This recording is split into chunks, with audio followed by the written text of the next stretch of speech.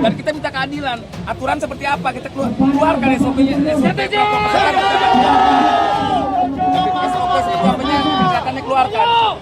Kita pasti ada di situ. Sementara sampai hari ini tidak ada solusi dan tidak ada komunikasi. Tidak ada yang disampaikan. Tapi dari pihak dari ke Pak Anies apa nih? Kita minta ketemu Anies. Tadi ada salah satu penyelundup, kita nggak tahu orang dari mana, kok dia tiba-tiba bilang jangan salahin Pak Anies loh. Kok bisa begitu?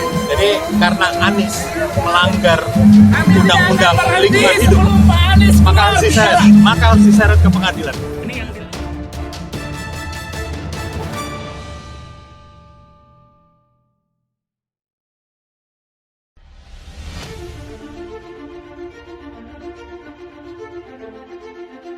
Geruduk Balai Kota DKI, buruh mengaku tak rasakan program Anies dan tetap menuntut kenaikan upah.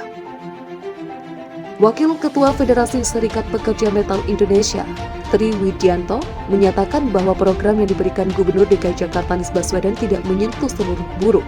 Setelah sejumlah buruh menuntut kejelasan kenaikan upah minimum provinsi, Anies sempat mengatakan regulasi kenaikan UMP tetap diatur oleh pemerintah melalui Kementerian Ketenagakerjaan, di mana pemerintah tetap menetapkan kenaikan UMP 2022 yakni sebesar 1,09%, sehingga tugas Pemprov DKI hanyalah membantu dengan mengurangi pengeluaran buruh dari program yang diberikan. Program ini dihadirkan guna meminimalisir pengeluaran buruh. Ia pun mencontohkan transportasi gratis dan program pangan murah. Kendati begitu, Tri yang mewakili suara buruh mengatakan program ini tak dirasakan oleh seluruh buruh. Kemarin Pak Anies juga sudah statement seperti itu, tetap mengikuti regulasi atau ada solusi lain dari program-program yang dikeluarkan DKI Jakarta. Tapi kami tetap menuntut ini program yang dikeluarkan pemerintah DKI Jakarta tidak mengena kepada seluruh pekerja DKI Jakarta.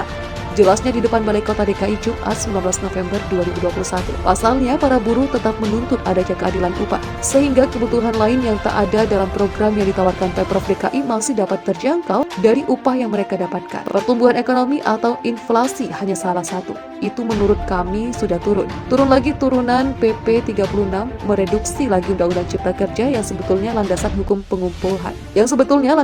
pengupahan. Kalau kita lihat regulasi sepertinya asas dari peraturan itu kan dasarnya adalah bagaimana mewujudkan keadilan. Tapi kalau ini sepihak, jelasnya. Ia pun mengancam akan melakukan mogok kerja massal bila tuntutan kenaikan upah tak sesuai dengan suara para buruh, yakni sebesar 10%. Kalau memang tidak diakomodir aksi-aksi kecil kita ini, kita akan melakukan mogok nasional kurang lebih di tanggal 6, 7, 8 Desember mendatang. Sebagai informasi, ratusan buruh menggeruduk kantor Gubernur DKI Jakarta Anies Baswedan di Balai Kota, Jalan Medan Merdeka Selatan, Gambir, Jakarta Pusat. Aksi demo ini bertepatan dengan pengumuman upah minimum Provinsi DKI Jakarta 2022.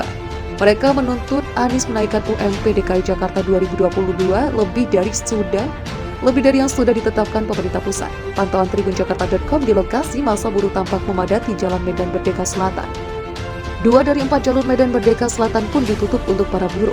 Peserta aksi tampak mengenakan pakaian hitam berkelir merah dan ada juga yang mengenakan baju bercorak putih. Beberapa dari mereka pun terlihat membentangkan spanduk berisi tuntutan yang mereka sampaikan kepada Anies. Naikkan UMP atau UMSP 2022 sebesar 10%. Demikian bunyi salah satu spanduk. Arus lalu lintas di sekitar lokasi pun masih cukup lancar. Sejumlah aparat kepolisian pun tampak berjaga di sekitar kantor Gubernur Anies di Balai Kota.